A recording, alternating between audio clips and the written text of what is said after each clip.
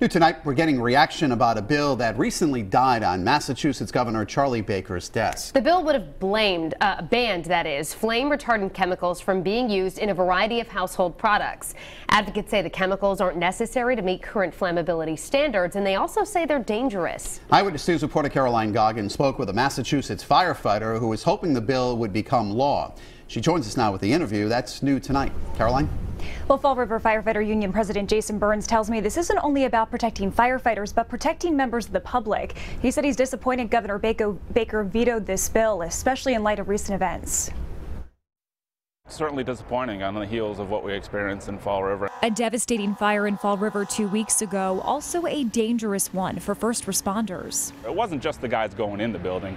It was the 30 to 40 people outside the building with job duties who were breathing in this smoke for 30 hours. While crews battled this blaze on New Year's Day, a bill was sent to Governor Charlie Baker's desk that would ban 11 toxic flame-retardant chemicals found in children's products, furniture, and household goods. This is quite frankly killing us. The toxic smoke that's out there from these fires is known carcinogenic, and it's bad for us. Baker vetoed the bill, saying while he's in favor of eliminating toxic chemicals, he believes the current legislation conflicts with federal requirements.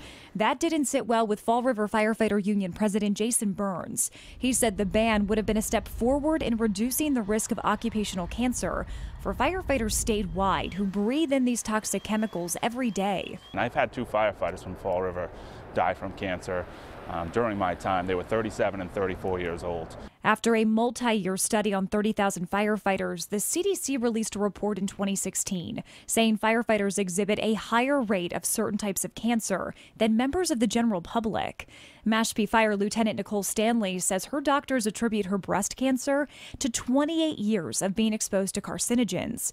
At 50 years old, she's not fighting fires, but instead fighting for her life. The amount of fire retardants that they use on everything and the accelerants that it creates in fires is just incredibly dangerous to us and to families and everything.